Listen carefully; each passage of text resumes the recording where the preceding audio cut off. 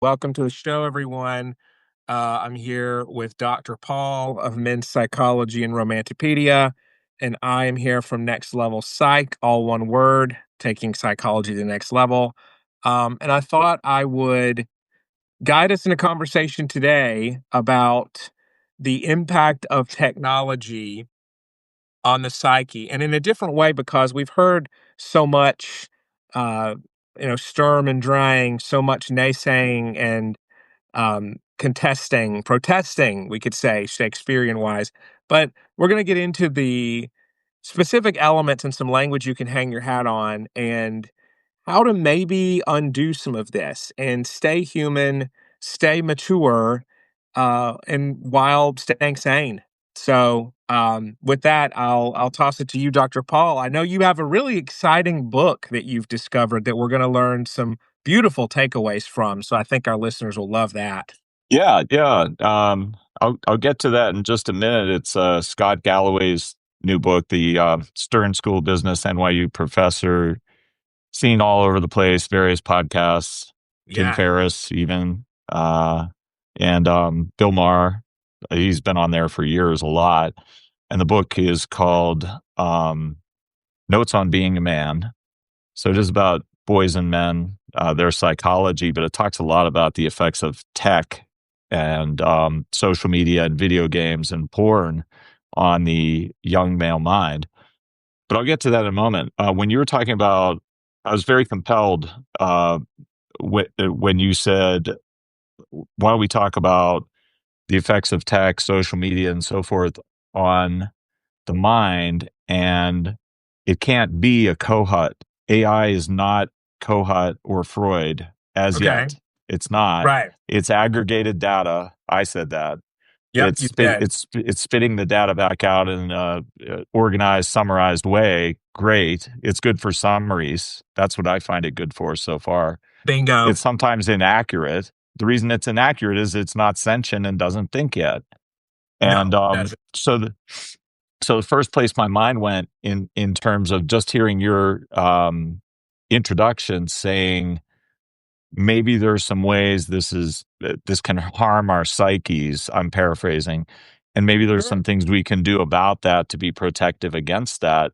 First thing I Yes. thought of is I want to compare to mechanical devices or technology that I have had, and the first thing I thought of is one of those back massager devices you can buy, like from um, Sharper image. Sharper Image, exactly, or Target or something like this. And then Sure. you sit in your easy chair and you put it on your back, and it's just mechanically repeating, "Rah, rah, rah," Yes. and Yes. it kind of hurts a little bit, Yep. and but maybe it's okay. But I'll tell you what, it does not match an intimate other's touch or a human responsiveness, Nope. It is not. like gauging, altering according to reading your bodily response, and definitely your emotional response. Bingo. Don't even need the verbal response. And AI definitely cannot read our bodies. Some may say not yet. I wonder if maybe ever, because they're Mm, silicon based. And what I told you at the outset, they are not embodied as yet.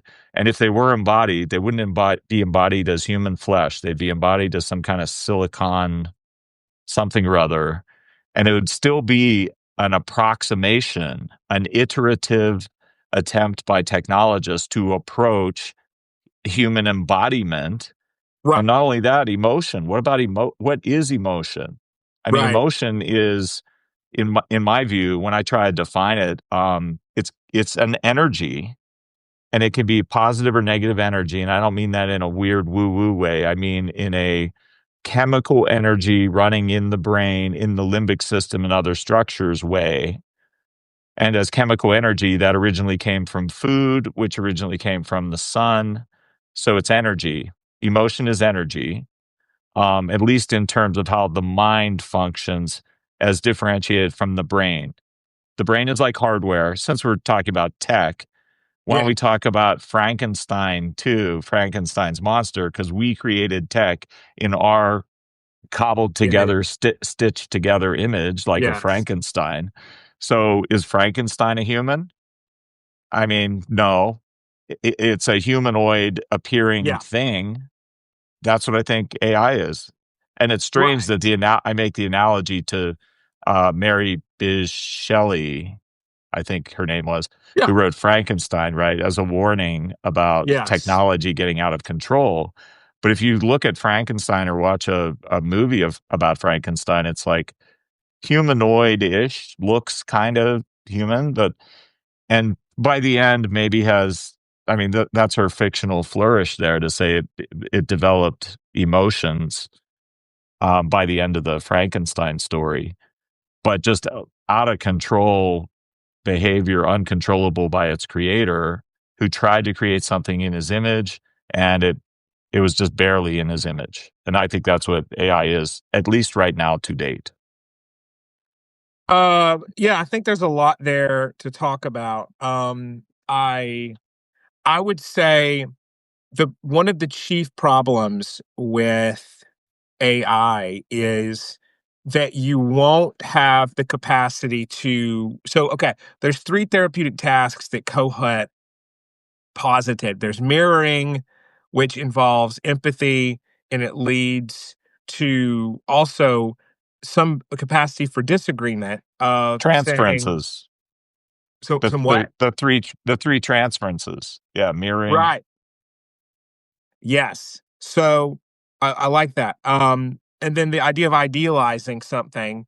So essentially, you can idealize an AI, but you can't hope to reach that point become unless you become transhuman.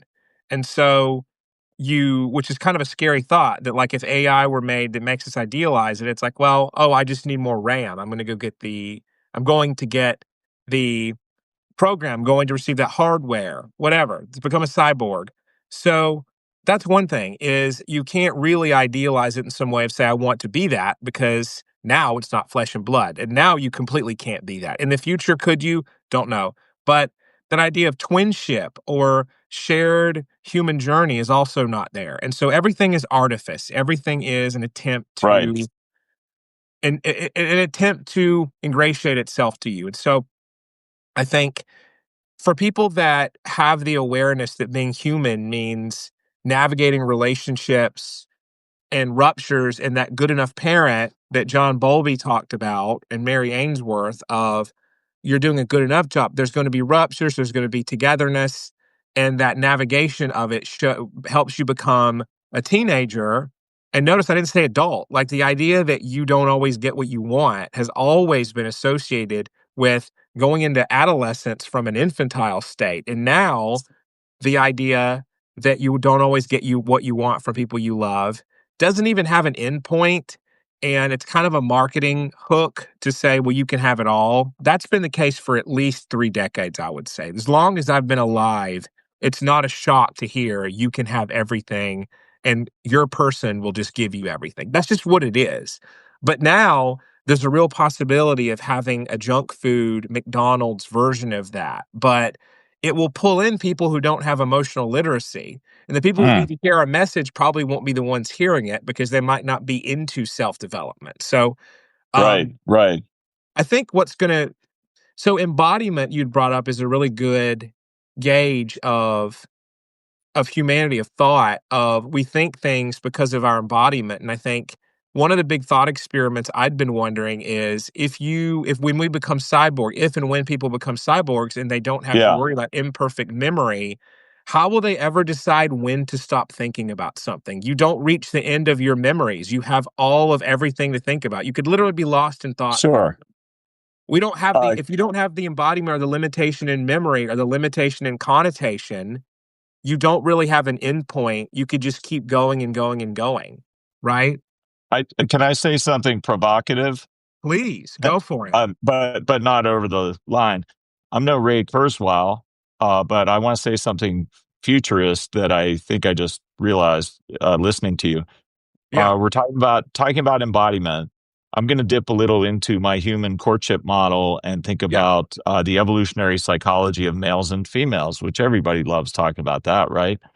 So quite a few people. what Yeah. what the body is to the biologic female, I believe, career tech and accelerants of career to be to male biologic males. What the body is to the female, tech is to males, I Okay. believe. Except that Okay. there are bell curves, there are high tech females and female CEOs of perhaps one of tech companies that are female CEOs. Wink, wink. But thinking of the meaning of the body and embodiment to the biologic female versus the male. Think of think of how males talk about the word body. They will they will not say, "Ooh, my body feels bad," or "Don't touch my body," or they won't say things like that. But they will say, "My body of work, my all of my writings, my body of work," or the body public, or Yeah. they will always describe the word body more as a descriptor of one's life mission or career, Like a corpus, meaning the like a term for your body of my work. corpus, yeah, the corpus of Shakespeare, the Yeah. canon of Shakespeare. So I just had the thought when you were talking about becoming transhuman that women on in the middle of the bell curve, they're not going to do it, or they're going to do it with great resignation or Mm. resistance because that's violating the body in the way that females nurture, protect, um, grow, and prosper their own bodies, right? Right. Whereas males will be like, "Give me some more, yeah." And I think that transhumanism, if it becomes actually a thing, if it's destined to occur, is going to be a male first phenomenon for sure, and maybe almost a male only phenomenon, unless the Sure. women are pressured by Male only romantic fans. competition to find a Right. mate competition, and they'll be Right. pressured to do it but won't really like it, and it feels weird and unnatural, but they do it anyway. They'll do it, maybe some of them, but the males will just like gangbusters go for it. Why? Because that's the male plastic surgery, right? Female plastic surgery is huge, way bigger market than male plastic Yeah. surgery, Right. but transhumanism will be the male plastic surgery because you're putting tech into your embodied self, not for beautification of the body, but for beautification of the mind, let's say, or A of the beautiful career. mind. Yeah. Yeah. So, okay, man. So I like this Mic conversation. drop. I would, what? Mic drop. Yeah. Well, mic drop. I would say, so you have like the evolution of tools, whether it's for harvest in the agrarian sort of post hunter gatherer crop days, you have tools that men used, you have accoutrements and things. I mean, you have cooking. I mean, I don't want this to get sexist real quick here, but you have different tools that women and men have used for their respective tasks. And so, Yeah. actually, Yeah. this is a really good for their missions, for their purposes. And some men cook, like great chefs can be male and great farmer. Like we know that, Hey, it's I don't not want to get, sexist. Upcoming Steve Stewart Williams book, Billion Years of Sex Differences. A billion years of sex differences. hey, yo, Steve. So my thought, actually, there's a movie. I'm so glad I thought of this. It's a very, I think, under the radar movie. And so Bruce Willis, well, for one thing, it's becoming Die Hard season, and Die Hard is a Christmas Mhm. movie. I'm Right, sorry. right, It right. is.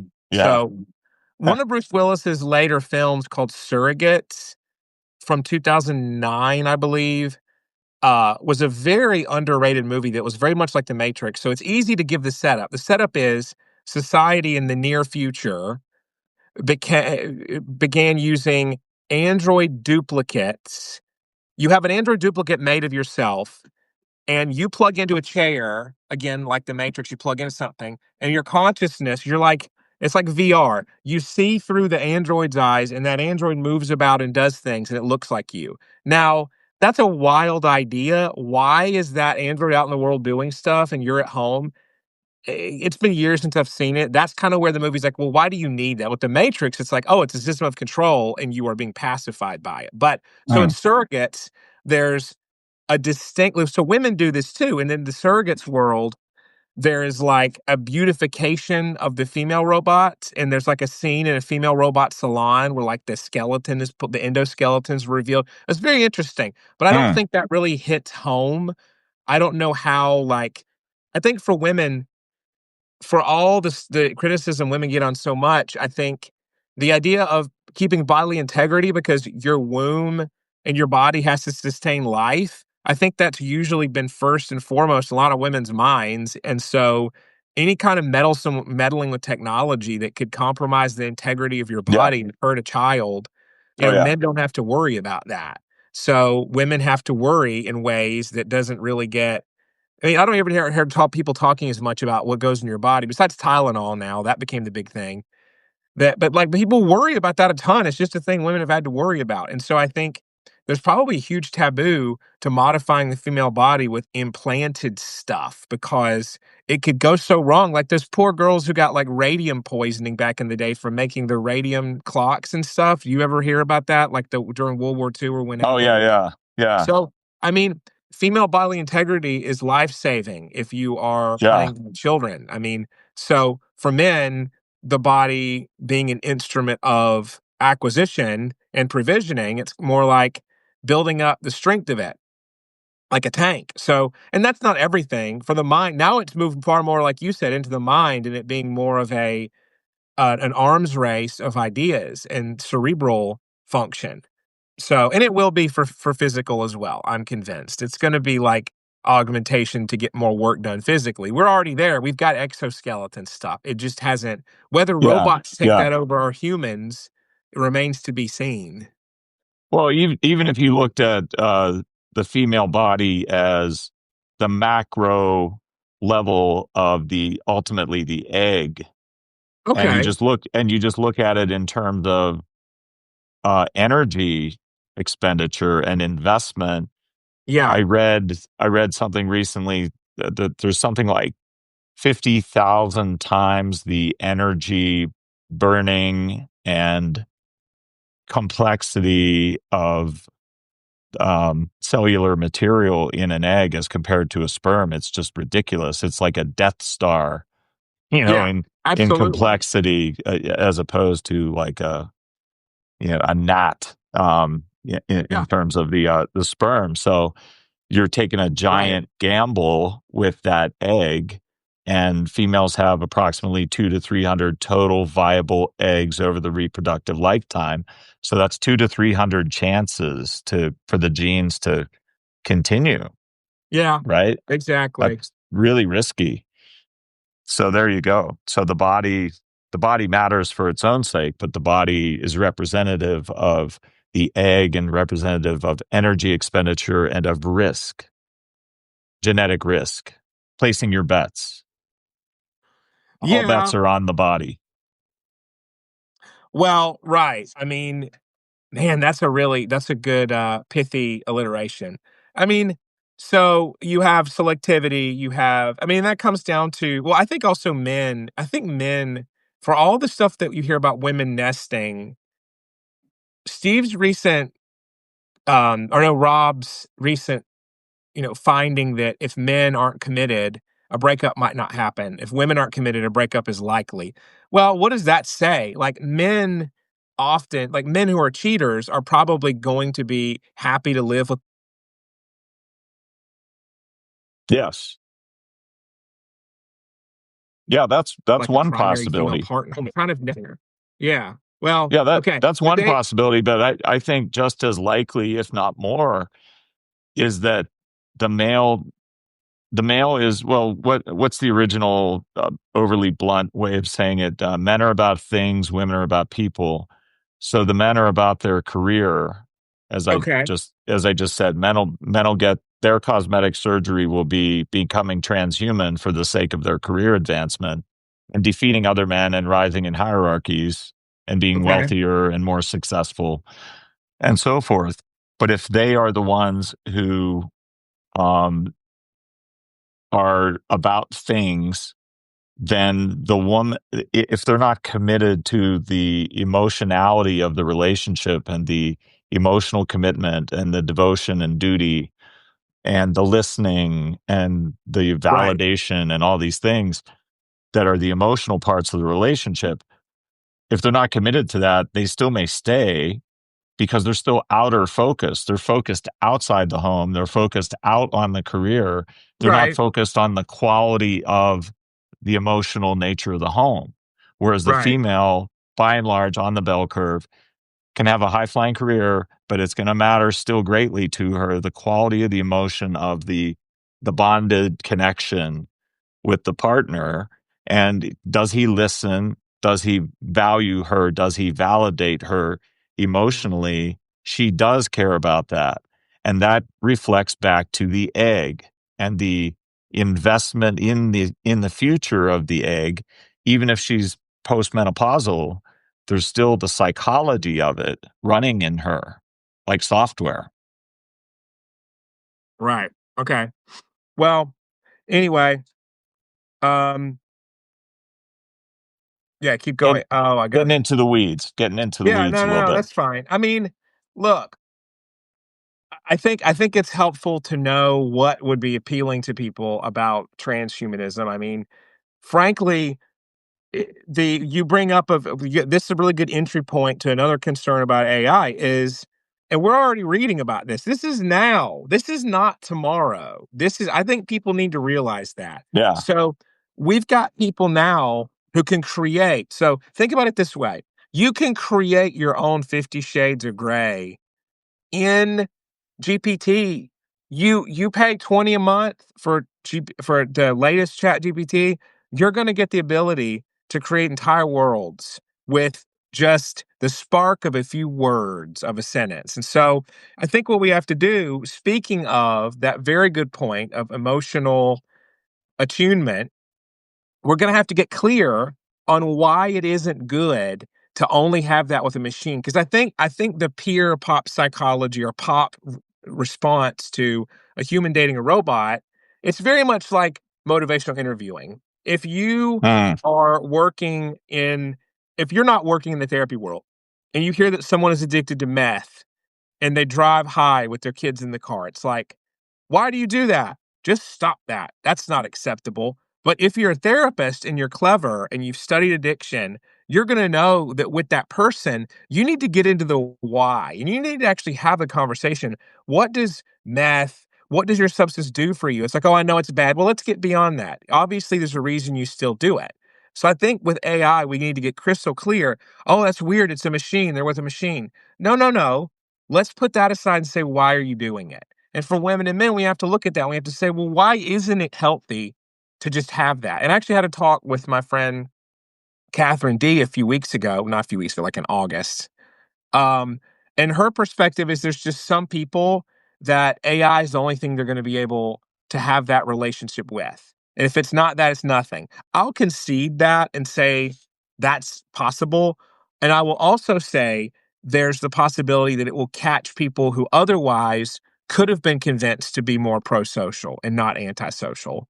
So we have to look at why is it not okay? I mean, this is the question we didn't ask. We're going to repeat the same mistake if we don't work on it, because nobody asked how mm, antisocial will we get in the wake of social media and online dating. People just viewed it as, oh, it's going to be the same thing as in-person dating but more convenient. That was wrong. That was a yeah. massive Yeah. lie, either Yeah. intentional or unintentional. It really doesn't quite matter, to be frank, because the result was swipe on people and try to net your 0.01% person, and if you don't, give up into despair. Like, that's wrong. So we need to ask now, why will it be bad to have AI romance and narcissism? And I think that's the question. Mm, My answer, and I'll hand it back to you, is you're going to be unbearable to anybody around you because you're going to get so out of touch with what it is for someone to push back and challenge you. And this is what they discovered in The Matrix. If you remember the first Matrix movie, people unplugged and passed away because they got everything they wanted. And so the Matrix was made to be like the human life struggle of up and down. And now we're in the AI era of everything being perfect and machines will tell you exactly what you want. And so I'm wondering if we're going to enter an era of the machine saying, "Hey, your ideas are kind of cool, but I think mine's better," to keep it a little more realistic. That's where I'll drop the mic on my end. The hedonic Oh, treadmill, as it's called. the hedonic treadmill. Yes. Okay, I'm going to try something a little complex. I Let's want to do it. try to I want to try to tie three things together, synthesize them to make a point, and Heck yeah. I'm trying not to lose any one of them, the three. Okay, so I'm thinking of okay. First off, you kept saying relationship, or you're quoting Catherine D. Yeah. About it's a relationship. No, it's not a. It's not a relationship. Right. It's certainly not a relationship between two mammals, and No, it's we not. are and the very core of what we all call a relationship is the friendship or love connection that is mammalian brained. And I know not everyone's into the triune brain concept, but I sure am, at least in terms of it being brain software, not actual hardware, not circuitry, but software.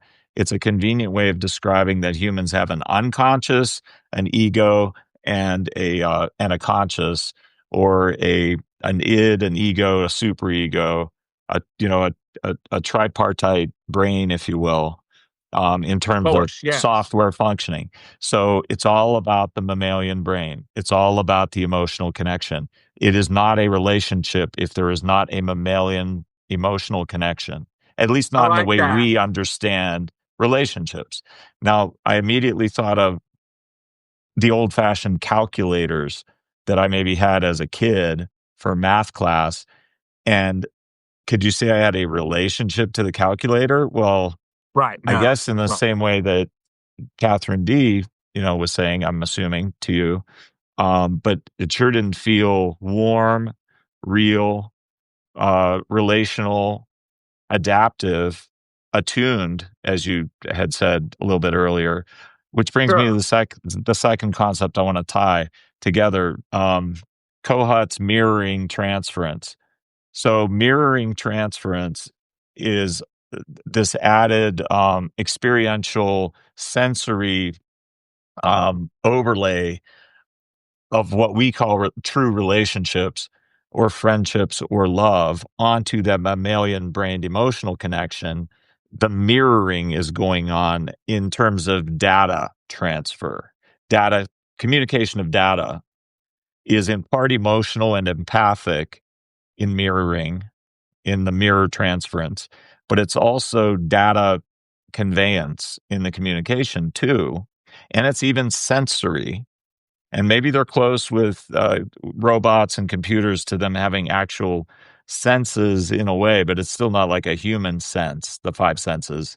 So this Yeah. mirroring concept then made me think of a third idea, which you've heard of, mirror neurons, right? Discovered in 1993, I Yeah. believe. And mirror neurons are all over the brain, and they are fired in patterns similar to the communication we are hearing from another human via that mammalian emotional connection that we're sharing. And as that other human tells us a story, essentially, the story is getting recreated in the patterns of the mirror neurons, which are throughout the brain, and mimicking what that Yeah. person experienced in an actual true life story they lived, or or perhaps a fantasy that they lived.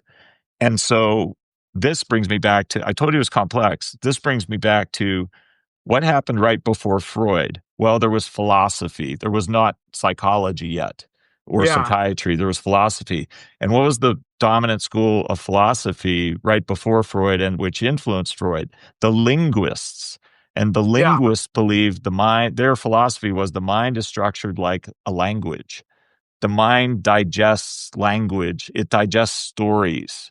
So if we were trying to make the perfect Frankenstein monster, um, mimicking, ourselves, playing God, being being all powerful creators, then we would not make an AI that is like a calculator that just spits out one-time data and then forgets who you are or what your story as an individual is, or what your joint, more importantly, what your joint story with the AI has been up till now. They don't, to date, to my knowledge, at least the ones that I've purchased, um, can't keep a narrative, a running, ongoing narrative. Every time I shut off the computer, it's like the narrative's gone from last time.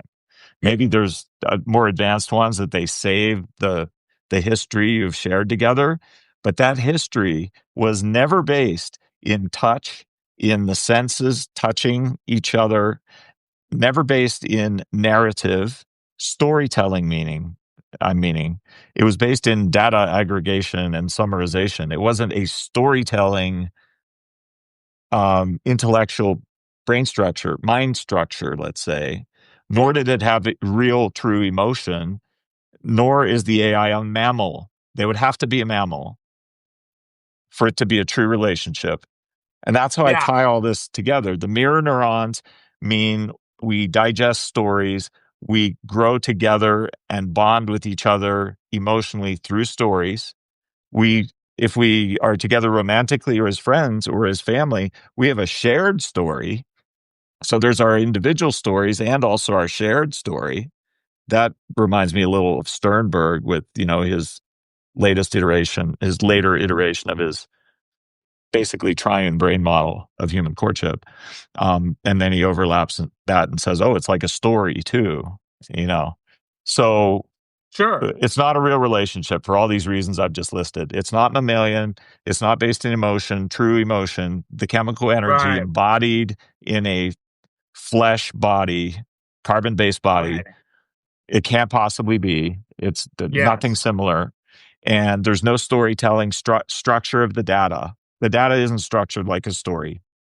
Although you could ask it to write you a story, it's not the database architecture itself being story form. It would have to be story form, not hard drive, row on row, like a calculator from my childhood. So Yeah. for all no sensations, no sensory or embodied or mirrored or ongoing evolving narrative between us. For all those reasons, it is not a real relationship. And then one bonus comment. Bonus comment is if you go into dating apps, now what I think happened, I just suddenly realized that went wrong with the whole field, the whole Mhm. technology is we are meant to be mammalian connected, bonded emotionally, Sure. flesh and blood through touch and through story. And Right. then when you interrupt that, you separate those two people never came together in the first place, but they're looking for each other. Now you have, instead of a flesh and blood Yenta matchmaker from days of yore who would have a relationship to the boy, have a relationship to the girl, and just sees that they'd be compatible and in flesh and blood brings them together as a Okay. mutual friend. That was the matchmaking throughout human history, if there was a matchmaker.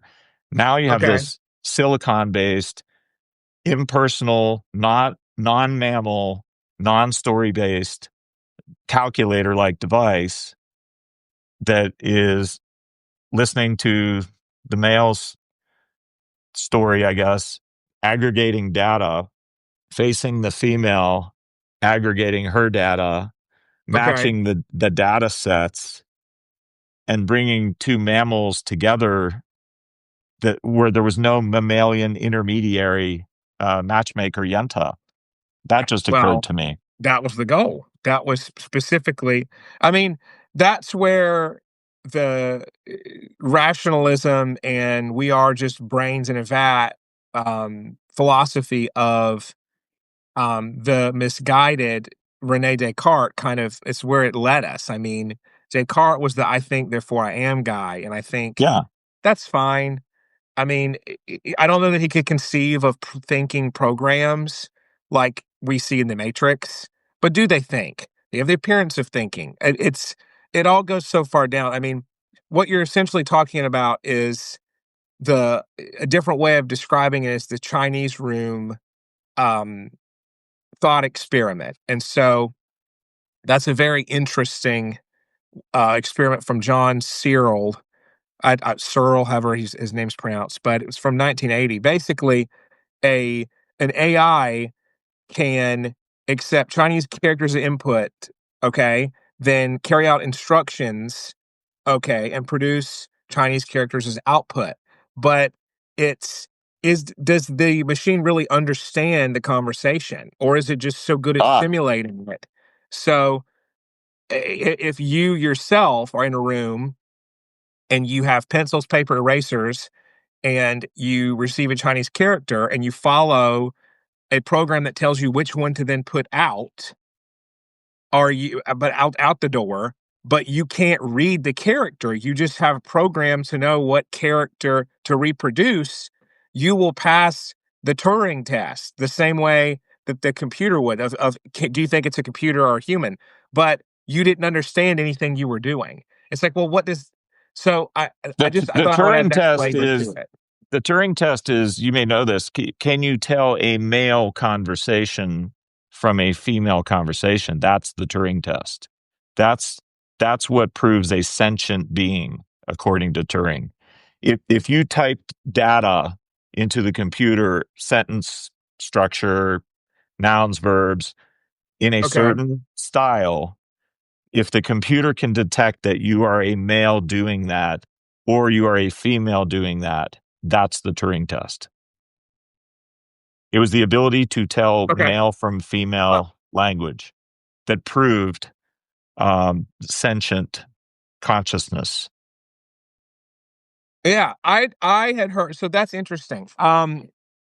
Yeah, I mean, when you look at It's what embodied. makes Think of it.